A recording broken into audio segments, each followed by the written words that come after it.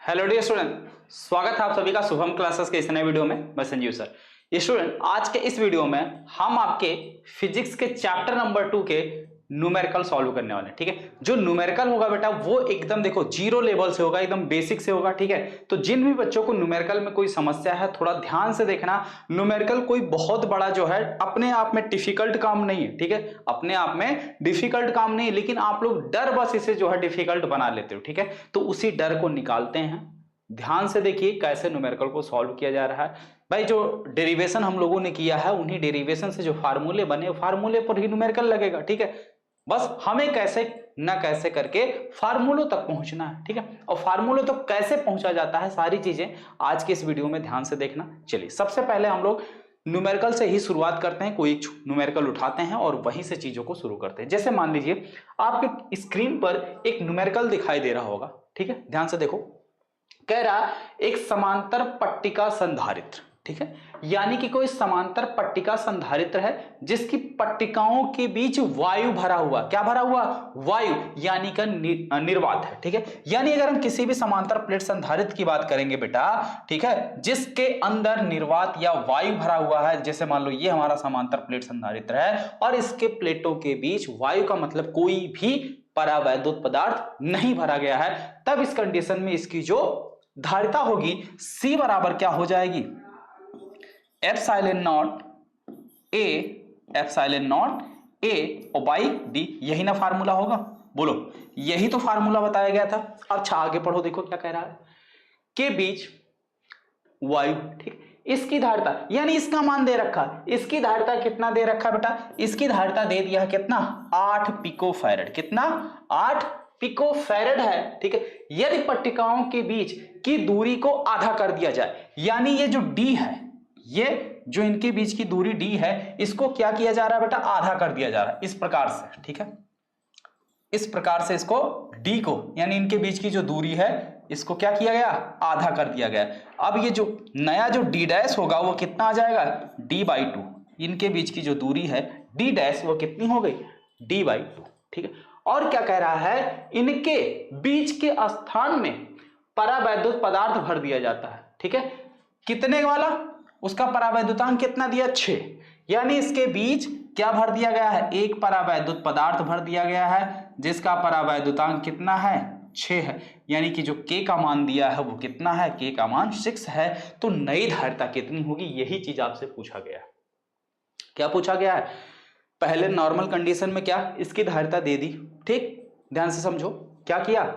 पहली कंडीशन में, पहली वाली में ये इस प्रकार से, ठीक है, पहले ये वाला फिगर है और बाद में ये वाला। ठीक है, क्या हो? कोई समांतर प्लेट संधारित्र है जिसके प्लेटों के बीच क्या भरा हुआ है? वायु। क्या है? वायु है, यानी कि निर्वात है। ठीक है, तो जब वायु होगा या निर्वात होगा, मान लेते हैं इसके प्लेटों का जो क्षेत्रफल है वो A है और प्लेटों के बीच की जो दूरी है बेटा वो कितनी है? D है। तब इसकी धारिता कितनी हो जाएगी? C बराबर एप्सिलॉन नॉट A/D, और इसका मान दे रखा ऑलरेडी कितना? 8 पिको फैराड। ठीक, आगे ये कह रहा है कि यदि हम प्लेटों के बीच की दूरी आधा कर दें, यानी ये जो प्लेटें हैं ये और पास पास कर दें, जैसा कि यहां फिगर में आप देख रहे हैं, और इसके बीच कोई एक परावैद्युत पदार्थ भर दें जिसका परावैद्युतांक कितना हो? 6 हो, तब इसकी धारिता कितनी हो जाएगी? मान लेते हैं इसकी धारिता कितनी हो जाएगी? C डैश हो जाएगी। तो C डैश बराबर क्या फार्मूला लगेगा? अब परावैद्युतांक आ गया है तो क्या फार्मूला हो जाएगा? K एप्सिलॉन नॉट A और बाई बीच की दूरी क्या हो गई? आधी हो गई है, यानी कि D डैश। ठीक है, क्या हो जाएगी? D dash. क्लियर है? बिल्कुल सिंपल, बिल्कुल सिंपल ना भाई। अगर कोई भी परावैद्युत पदार्थ भरते हैं धारिता का ये फार्मूला बन जाता। अब जरा देखो यहां पे, ये क्या हो जाएगा हमारा? K एप्सिलॉन नॉट A, क्योंकि प्लेट का जो क्षेत्रफल वो नहीं बदल रहा, केवल दूरी बदल रही है। D डैश की जगह हम D/2 रख दें। क्या रख दें? D/2, और ये 2 चला जाएगा आपका ऊपर, 2 चला जाएगा ऊपर। ठीक, जो 2 है ये आपका कहां चला जाएगा? ऊपर चला जाएगा। तो C डैश बराबर 2K एप्सिलॉन नॉट A/D। ठीक है, ये बराबर 2, K का मान कितना बेटा? 6, और इंटू एप्सिलॉन नॉट A/D। अब देखो एप्सिलॉन नॉट A/D इसका मान कितना दिया? 8 पिको फैरेड। अब इसकी जगह 8 रख दो, तो ये हो गया 2 गुणे 6 और गुणे 8। 2 छक 12 और 12 अट्ठे 96, ठीक है, कितना हो गया 96, यानी कि 2 6 जा 12 और 12 8 जा 96, ठीक है, 96 पिको फैरेड। यही आपका क्या हो गया बेटा, आंसर हो गया। यही क्या हुआ, यही आपका आंसर हो गया। आसान है, बिल्कुल सिंपल लगा। फिर से देखो एक बार और अच्छे से समझा देता हूं। क्या कहा जा रहा है, क्वेश्चन ये कह रहा है कि एक समांतर पट्टिका संधारित्र है जिसकी पट्टिकाओं के बीच वायु है, इसकी धारिता 8 पिको फैरेड है। यानी जब कोई समांतर प्लेट संधारित्र होता है और उसके प्लेटों के बीच वायु होता है, इसका मतलब प्लेटों के मध्य कोई भी परावैद्युत पदार्थ नहीं भरा गया है, तो इस कंडीशन में इसकी जो धारिता का सूत्र होता है C = क्या होता है, epsilon naught A divided by D होता है, ठीक है। और इसका मान ऑलरेडी कितना दिया है, 8 पिको फैरेड दिया है। और पिको फैरेड को अगर आप फैरेड में कन्वर्ट करना चाहते हो तो वो चीज भी देखो क्वेश्चन में ही दे दिया है कि 1 पिको फैरेड बराबर 10 की घात -12 फैरेड। हालांकि आप आंसर माइनस मतलब पिको फैरेड में लिखो या फैरेड में लिखो, उससे कोई दिक्कत नहीं है, ठीक है।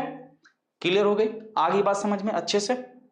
अब नेक्स्ट कंडीशन में क्या कह रहा है, यदि पट्टिकाओं के बीच की दूरी हम क्या करें, जहां इतनी दूरी थी अब आधी कर दें, और जहां बीच में कुछ नहीं भरा था वहां अब हम कोई परावैद्युत पदार्थ भर रहे हैं और जिसका परावैद्युतांक कितना है, 6 है। कितना है, 6 है।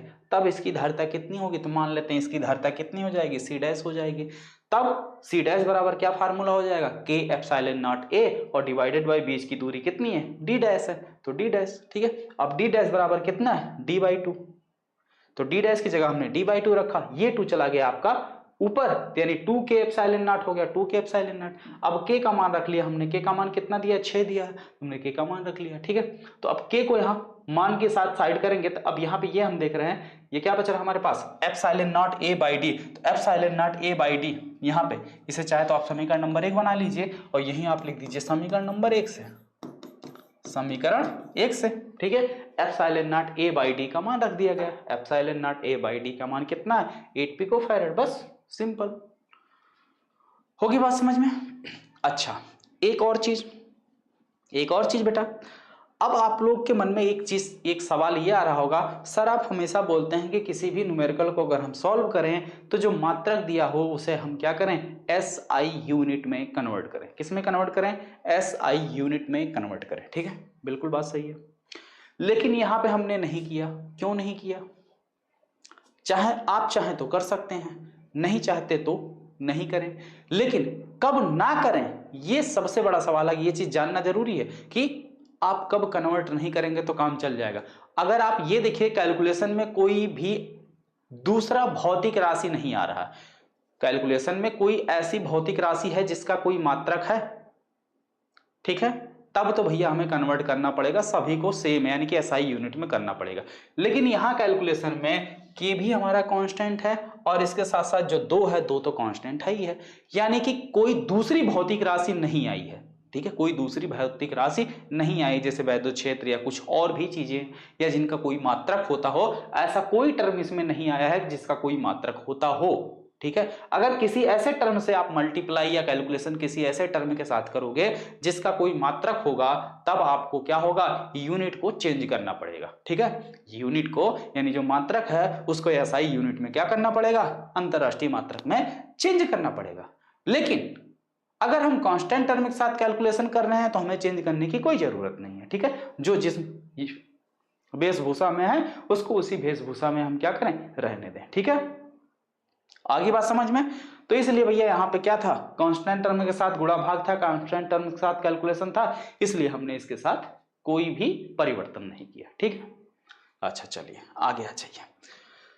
आगे आने से पहले एक बार बेटा सबसे जरूरी आपके फायदे और आपके काम की चीज ये है कि देखिए, जो भी बच्चे बेटा अभी तक शुभम क्लासेस का टॉप 100 बैच नहीं ज्वाइन किए हैं, आप सभी लोग शुभम क्लासेस का टॉप 100 बैच ज्वाइन कर लीजिए, जिसकी प्राइस सिर्फ और सिर्फ यानी कि मात्र 1499 रुपए है, ठीक, मात्र 1499 रुपए है। और 1499 रुपए में आप ये देखो बेटा कि जिस प्रकार से ये 2023 के स्टूडेंट यानी कि 2023 की बोर्ड परीक्षा में स्टूडेंट अपने बोर्ड एग्जाम में मैक्सिमम अंक स्कोर किए हैं, अच्छे नंबर अच्छे परसेंटेज ले आए हैं। इस तरीके से आप भी ला सकते हैं, क्योंकि टॉप 100 बैच में आपको मिलता है लाइव क्लास के साथ साथ डाउट क्लियरिंग क्लास और उसके बाद प्रैक्टिस सेट, नोट्स, ठीक है, और पिछले लास्ट ईयर क्वेश्चन पेपर, ठीक, साथ ही साथ हर संडे आपका टेस्ट और उसके साथ साथ आपको इंपॉर्टेंट क्वेश्चन और आंसर, ठीक है। यानी कि एग्जाम टाइम में आपके लिए कौन सा क्वेश्चन इंपॉर्टेंट होगा, कौन सा नहीं होगा, वो सारी चीजें भी बताई जाएगी। और सबसे बड़ी बात यह है कि बेटा अगर आप अभी बैच से जुड़ते हैं तो आपके लिए फायदा यह है कि आगे आने वाले टाइम में जितने भी बैच नए बनेंगे हर एक बैच में आपको फ्री में ऐड कर दिया जाएगा, जिससे में आपको किसी भी प्रकार का कोई एक्स्ट्रा चार्ज नहीं देना पड़ेगा। यानी ये बैच आपके साथ तब तक रहेगा जब तक आपका एग्जाम नहीं हो जाता। एग्जाम के आपके आखिरी दिन तक आपको बैच में जो है सुविधाएं मिलती रहेंगी, कंटेंट मिलता रहेगा, सब कुछ जो है यानी बैच का आपको पूरा फायदा मिलता रहेगा, ठीक है। और इसके लिए क्या करना है, सबसे पहले आप सभी लोग अपने मोबाइल के प्ले स्टोर से शुभम क्लासेस का ऐप डाउनलोड करिए, ठीक है। उसमें लॉगिन करके आप डायरेक्ट पेमेंट करके जुड़ सकते हैं, और अगर आप डायरेक्ट पेमेंट करके नहीं जुड़ पा रहे हैं तो स्क्रीन पे देखो नंबर चल रहा है, उस नंबर पर आप क्या कॉल, मैसेज या व्हाट्सएप कर सकते हैं, ठीक है। चलिए क्लियर हो गया, पहला क्वेश्चन सबका क्लियर है ना। चलिए दूसरे पढ़ते हैं।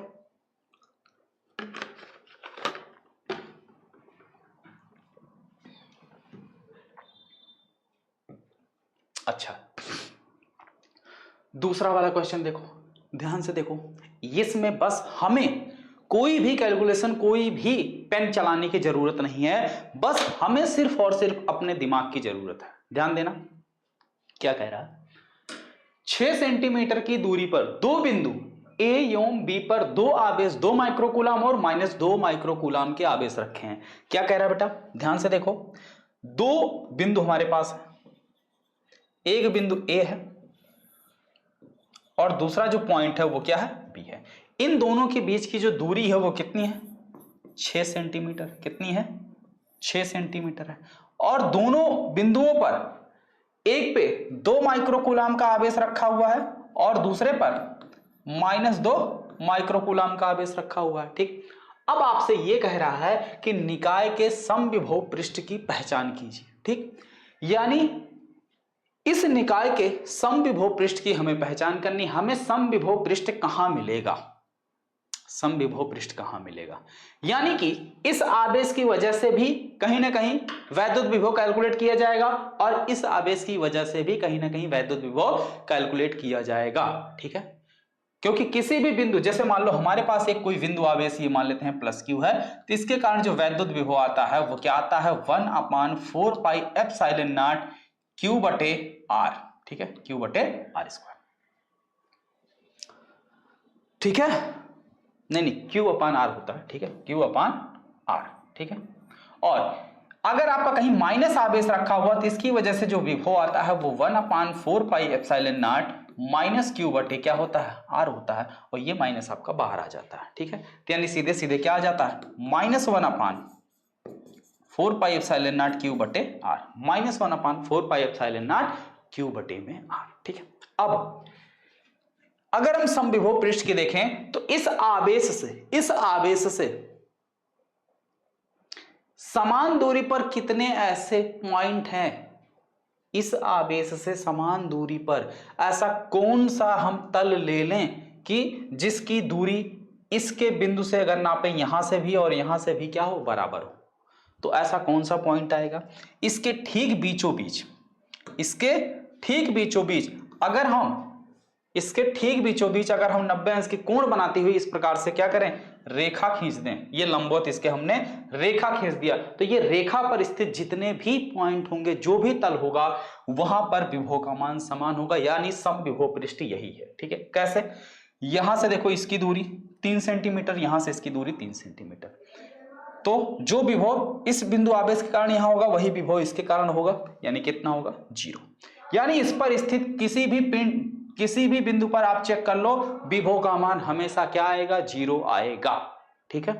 तो ये क्या हो गया, हमारा समविभव पृष्ठ हो गया। यानी किसी भी दो बिंदु कि कहीं भी यहां से चेक कर लो, इसको यहां से देख लो, ठीक है। तो इसकी वजह से जो विभव आएगा यहां प्लस में आएगा, इसकी वजह से जो आएगा वो माइनस में आएगा, रिजल्टेंट 0 हो जाएगा, ठीक है। तो समविभव पृष्ठ हमें कहां मिलेगा, तो हम क्या लिखेंगे, दोनों आवेश, ध्यान से सुन लो आंसर क्या लिखोगे, क्योंकि दोनों आवेश परिमाण में समान और चिन्ह में विपरीत है। दोनों आवेश परिमाण में बराबर और चिन्ह में विपरीत है। दोनों आवेश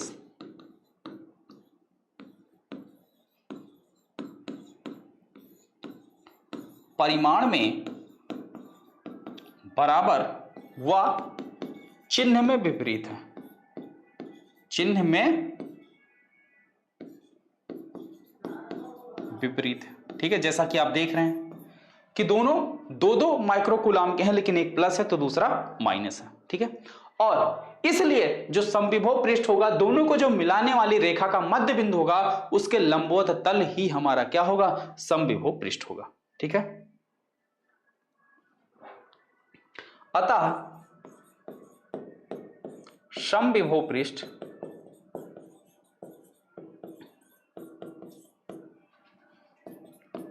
दोनों बिंदुओं ए व बी को मिलाने वाली रेखा ए बी के लंबवत होगा। ए बी के क्या होगा, लंबवत होगा। और दूसरा क्या पूछ रहा है, दूसरा आपसे कह रहा है इस पृष्ठ के प्रत्येक बिंदु पर वैद्युत क्षेत्र की दिशा क्या होगी। ये जो पृष्ठ है, ये जो पृष्ठ है, इस पृष्ठ पर प्रत्येक पर वैद्युत क्षेत्र की दिशा क्या होगी, तो प्रत्येक पर जो वैद्युत क्षेत्र की दिशा होगी वो इस पृष्ठ के लंबवत, इस पृष्ठ के लंबवत, इस पृष्ठ के लंबवत प्लस आवेश से माइनस आवेश की ओर होगी। क्या होगी, समविभव पृष्ठ के लंबवत। ठीक है, क्या लिखोगे, इस पृष्ठ के प्रत्येक बिंदु पर वैद्युत क्षेत्र की दिशा समविभव पृष्ठ के लंबवत प्लस से माइनस की ओर। ठीक है, क्यों, क्योंकि जो वैद्युत क्षेत्र की दिशा होती है वो प्लस आवेश से चलती है और अनंत तक जाती है, यानी इससे इधर की ओर चलेगी। और जो माइनस आवेश होता है उसके कारण जो वैद्युत क्षेत्र की दिशा होती है, जिस बिंदु से, मान लो इस बिंदु पे हमें देखना, इस बिंदु से आवेश की ओर चलना शुरू कर दो, इस बिंदु से आवेश की ओर चलोगे तो प्लस वाले के कारण वैद्युत क्षेत्र की दिशा, जिस बिंदु पर देख रहे हो वहां आवेश से चलना शुरू करो, यानी इधर से ऐसे चलोगे। और माइनस के कारण जिस बिंदु पर देख रहे हो उस बिंदु से आवेश की ओर, जस्ट उसी का उल्टा ऐसे। ठीक है, तो दोनों की वजह से जो वैद्युत क्षेत्र की दिशा आ रही है वो क्या हो रही है, प्लस से माइनस की ओर जा रही है। और कहां, ये जो समविभव पृष्ठ है इसके लंबवत, यानी इससे बिल्कुल 90 अंश के कोण पर। ठीक है, क्लियर हो गया, आई बात समझ में, ये न्यूमेरिकल भी आपका क्लियर हुआ, अच्छे से आई बात समझ में, बोलो क्लियर हो गया ना, कोई डाउट नहीं है ना। चलिए आगे देखते हैं, नेक्स्ट क्वेश्चन नंबर 3।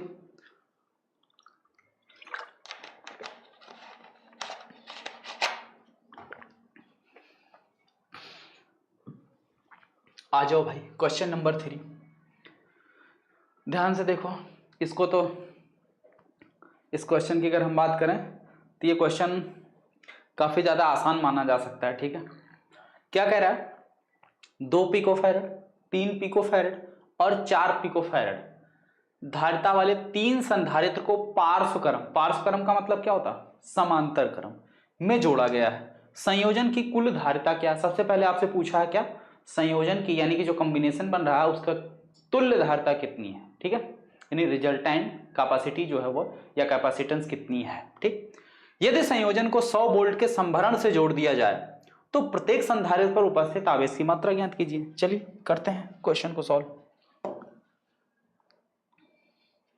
जैसे मान लो बेटा हमारे पास ये 3 संधारित्र है। ठीक है, इसकी धारिता C1, इसकी धारिता C2, इसकी धारिता C3। कैसे जुड़े हैं, समांतर क्रम में, यानी हर किसी संधारित्र की जो पहली प्लेट है उसको एक बिंदु से, और जो इनकी दूसरी प्लेट है उसको दूसरे बिंदु से, इस प्रकार से जोड़ दिया गया। ठीक है, और इनको फिर नीचे एक बैटरी से कनेक्ट कर दिया गया। इस बैटरी का जो वोल्टेज है वो कितना दिया है बेटा, V बराबर 100 वोल्ट। कितना दिया है, 100 वोल्ट। ठीक, अब और क्या दिया है, जो पहली संधारित्र है उसकी धारिता कितनी दे रखी है, C1 बराबर 2 पिकोफैरड, C2 बराबर 3 पिकोफैरड, C3 बराबर 4 पिकोफैरड। ठीक है, कैसे जुड़े हैं, समांतर क्रम में। तो समांतर क्रम में तुल्य धारिता क्या होती है भाई,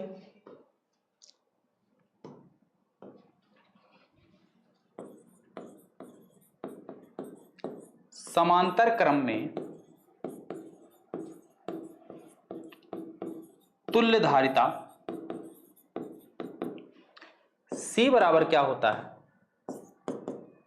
C1 plus C2 plus C3। Direct तीनों को जोड़ लो, तो डायरेक्ट तीनों को जोड़ोगे कितना हो जाएगा, 3 2 5 5 4 9, कितना हो जाएगा, तुल्य धारिता कितनी हो जाएगी, 9 पिकोफैरड। कितनी हो गई, 9 पिकोफैरड।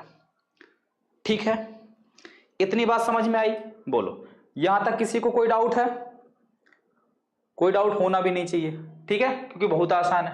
ठीक, क्लियर। अब एक चीज जानो, समांतर क्रम में विभवांतर समान होता है। समांतर क्रम में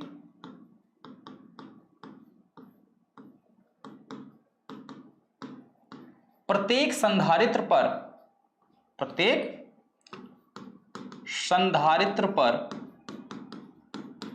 विभव का मान समान होगा। संधारित्र पर विभव का मान समान होगा। ठीक, अब अगर हर एक संधारित्र पर विभव का मान समान होगा, इसका मतलब V1 बराबर V2 बराबर V3 बराबर V = 100 वोल्ट। यानी कि इस पर अगर हम देखें विभवांतर का मान लेते हैं यहां V1 है, यहां V2 है और यहां V3 है, तो लेकिन समांतर क्रम में क्या होता है, हर एक संधारित्र पर विभव का मान समान होता है। और कितना होता है, जितना बैटरी का विभवांतर होता है। बैटरी का विभवांतर कितना, 100। ठीक, तो यहां भी 100 वोल्ट, यहां भी 100 वोल्ट, यहां भी 100 वोल्ट। अब पहले संधारित्र की धारिता, ठीक है, C1 की धारिता, हर एक संधारित्र की धारिता होगी ना, पहले संधारित्र यानी C1 की धारिता Q1 बराबर क्या होता है, संधारित्र की धारिता Q बराबर क्या होता है, C × V, यानी कि C1 × V1। ठीक है, C1 का मान कितना बेटा, 2 पिकोफैरड। अब पिकोफैरड को आपको किस में कन्वर्ट करना है, फैरड में कन्वर्ट करना। क्यों, क्योंकि इसके साथ में वोल्टेज यानी विभव का मात्रक क्या होता है, वोल्ट होता है। एक दूसरी भौतिक राशि से इसका कैलकुलेशन हो रहा है, एक दूसरी भौतिक राशि से इसका कैलकुलेशन हो रहा है, तो दोनों का मात्रक सेम होना चाहिए। विभव का जो मात्रक दिया है वोल्ट, SI यूनिट में है, बिल्कुल ठीक बात है। और ये हमारे SI यूनिट में नहीं है, तो इसको कर लेते हैं SI यूनिट में। तो इसको SI यूनिट में करोगे तो 2 × 10⁻12 फैरड, इसको करोगे तो 3 × 10⁻12 फैरड, इसको करोगे तो 4 × 10⁻12 फैरड। ठीक है, रख लो यार, 2 × 10⁻12 और गुणे इसका मान कितना है, 100। कितना हो गया, 1 2 0 है, इसकी 2 पावर कम हो जाएगी। कितना आ गया आंसर, 2 × 10⁻10 कूलम। यही हमारा आंसर हो गया, पहले संधारित्र पर उपस्थित। इसी प्रकार से दूसरे संधारित्र पर उपस्थित मात्रा Q2 बराबर क्या हो जाएगा, C2 V2, Q3 पर C3 V3। अब इसका तो आंसर आप ही लोग लिखोगे ना, कि हम ही लिखेंगे, नहीं तुम ही लोग लिखोगे। ठीक है, बस नॉर्मल गुणा करना है। इस पे कितना हो जाएगा, 3 × 10⁻10, इस पे कितना हो जाएगा, 4 × 10⁻10। ठीक है, आगे बात समझ में क्लियर, सबको समझ में आया अच्छे से, बोलो अच्छे से समझ में आ गया ना। चलिए आगे बढ़ा जाए अगले सवाल की तरफ। आसान था, आसान लगा, चलो बहुत बढ़िया, बिल्कुल हाँ ना कमेंट सेक्शन में कमेंट करते रहो। अगर कहीं कोई दिक्कत हो तो बिल्कुल कमेंट सेक्शन में आप अपनी समस्याओं का जो है लिखते रहिए। ठीक है, और अगर क्लास पसंद आ रही है तो वो भी लिखते रहो, सर अच्छा लग रहा है, आप समझ में आ रहा है, वो सारी चीजें फीडबैक दिया करो। और हाँ बेटा, जितने भी बच्चे देख रहे हो सभी लोग वीडियो को लाइक कर दिया करो। ठीक है, चलिए आगे बढ़ा जाए। अच्छा, अगला क्वेश्चन देखो, फिर समांतर प्लेट संधारित्र से है। पट्टिकाओं के बीच वायु वाले एक समांतर प्लेट पट्टिका संधारित्र की प्रत्येक पट्टिका का क्षेत्रफल 6 गुणे 10 की घात -3 मीटर स्क्वायर है। यानी कि हर एक प्लेट का जो क्षेत्रफल है ए बराबर वो कितना दिया है, 6 गुणे 10 की घात -3 मीटर स्क्वायर, तथा उनके बीच की दूरी 3 मिलीमीटर है। जो बीच की दूरी डी होती है वो कितनी, 3 मिलीमीटर। अब मिलीमीटर को किस में कन्वर्ट कर लो, देखो एक तो भैया एसआई यूनिट में, मीटर में, और ये देखो मिलीमीटर में, मिलीमीटर को मीटर में बदलो तो 3 गुणे 10 की घात -3 मीटर इनके बीच की जो दूरी है वो हो गई। संधारित्र की धारिता परिकलित कीजिए, यानी आपको निकालनी है बेटा संधारित्र की धारिता। C बराबर हमें निकालना है, निकल जाएगा बिल्कुल फार्मूले से। C बराबर एप्सिलॉन नॉट ए और बटे डी। अब देखो बेटा ए का भी मान दिया, डी का भी मान दिया है। एप्सिलॉन नॉट का मान होता है 8.85 गुणे 10 घात -12, 8.85 गुणे 10 की घात -12, ठीक है। 8.85 गुणे 10 घात -12 लिख दे रहा हूं। एप्सिलॉन नॉट का जो मान होता है वो 8.85 गुणे 10 की घात -12, ठीक है। ये मान उठा के इसमें रखना, धारिता आपके साथ निकल के आ जाएगी। बस गुणा भाग कर लोगे ना, कर लोगे, बोलो। एप्सिलॉन नॉट की जगह ये मान रखना, ए की जगह ये मान रखना और डी की जगह ये मान रख देना। बस कुछ यूनिट वगैरह सब मैंने कन्वर्ट कर दिया। आगे क्या कह रहा है, यदि इस संधारित्र को 100 वोल्ट के संभरण से जोड़ दिया जाए तब संधारित्र की प्रत्येक पट्टिका पर कितना आवेश होगा, यानी Q का मान पूछ रहा है। Q बराबर C, यहां से निकालोगे V का मान देखो यहां दिया है, V बराबर कितना दिया है 100 वोल्ट, ठीक है। हो जाएगा, बोलो बेटा हो जाएगा, बोलो जल्दी हाँ या ना, हो जाएगा ना।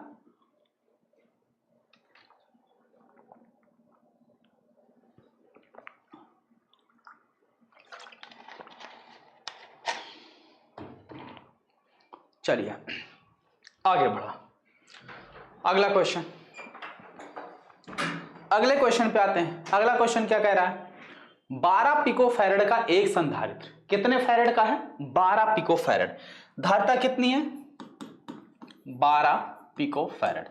एक संधारित्र 50 वोल्ट की बैटरी से जुड़ा है, V बराबर कितना है 50 वोल्ट, ठीक।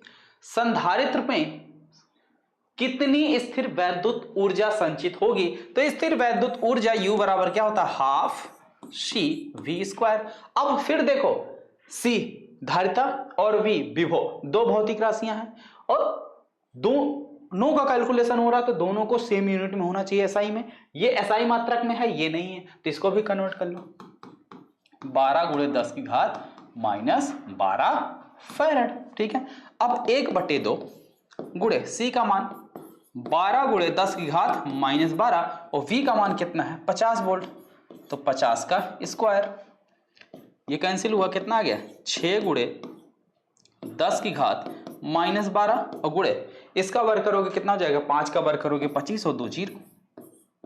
अब देखो 2 जीरो है तो इसकी 2 पावर कम हो जाएगी, ठीक। अरे भाई 2 जीरो का मतलब 2500 है ना, 2500 को हम ऐसे भी लिख सकते हैं 25 गुणे 100 मतलब 2500, और 100 को हम क्या लिख सकते हैं 25 गुणे 10 गुणे 10 लिख सकते हैं। यहाँ कुछ नहीं मतलब पावर 1, यहाँ पावर 1, तो अगर आधार से में घातें जुड़ जाती हैं इसको क्या लिख सकते हैं 25 गुणे 10 की घात 2 लिख सकते हैं। तो 25 गुणे 10 की घात 2 लिखोगे तो यहाँ 10 घात -12, यहाँ +2, -12 + 2 कितना करोगे -10 आ जाएगा, ठीक। कितना आ जाएगा -10, ठीक। तो कितना हो गया 6 गुणे 25 गुणे 10 की घात -10। आगे 25 छक्का कितना होता है 150 यानी कि 150। 25 को 6 से गुणा करोगे कितना आएगा बेटा 150 गुणे 10 की घात -10 जूल, ठीक। अब दशमलव है, ठीक है। दशमलव को अगर आप चाहो तो एक अंक के बाद दशमलव लगा सकते हो, 1.50 गुणे 10 की घात, दशमलव कितने कहीं नहीं लगा था यहां लग गया, तो दशमलव के बाद कितने अंक बच रहे हैं 1 2 बच रहे हैं, तो पावर 2 क्या हो जाएगी बढ़ जाएगी, पावर 2 बढ़ जाएगी। बढ़ने का मतलब क्या होगी +2, तो -8 + 2 कितना हो जाएगा, -10 + 8। ओहो देखो ध्यान से देखो, यहां पावर पहले कितना है -10, अब दशमलव के बाद यहाँ कितने अंक हो गए? 2। कितने अंक हो गए? 2। तो पावर 2 इसकी बढ़ जाएगी, तो -10 और प्लस में कितनी पावर बढ़ी? 2। सॉल्व करोगे कितना आएगा? -8। -8 जूल। ठीक है, ये आपका आंसर हो गया। ठीक है, तो चाहे यहां तक आंसर छोड़ दो या यहां तक आंसर छोड़ दो, जहां समझ में आए वहां तक आप आंसर छोड़ दीजिए। ये बिल्कुल आपका आंसर आपके सामने आ गया। ठीक है, आगे बात सभी को समझ में क्लियर है? सभी का, या किसी को कोई डाउट? क्लियर है? चलिए आगे बढ़ा जाए। अगला सवाल। अच्छा ठीक है, तो देखिए ये कुछ सवाल थे जो आपको कराए गए, और देखिए जो भी बच्चे अभी तक ऐप से नहीं जुड़े हैं वो सभी बच्चे ऐप से जुड़ जाएं। ठीक है, बिना देर किए हुए। तो और इस चैप्टर में टोटल अगर देखा जाए तो 11 सवाल है। टोटल कितने सवाल हैं बच्चों? 11 सवाल है शायद। अच्छा एक मिनट, मैं बुक में देख लेता हूं कितने सवाल हैं। एनसीईआरटी की बुक उठाओ। इस चैप्टर में टोटल बेटा 11 सवाल हैं। ठीक है, कितने हैं? 11 है, जिसमें से 5 सवाल आज मैंने करवा दिए। बाकी के जो 6 सवाल बच रहे हैं वो मैं कल करवा दूंगा। ये आपके हो जाएंगे क्वेश्चन खत्म। बाकी जो अतिरिक्त अभ्यास इसमें आपको दिखाई दे रहा है बुक में, अतिरिक्त अभ्यास वाला आप स्वयं ट्राई करिएगा। जो आपसे नहीं लगेगा वो आप बता दीजिएगा, सॉल्व करवा दिया जाएगा। ठीक है, क्लियर हो गया? चलिए ठीक है, फिर सेशन को एंड करते हैं और मिलते हैं कल। ओके।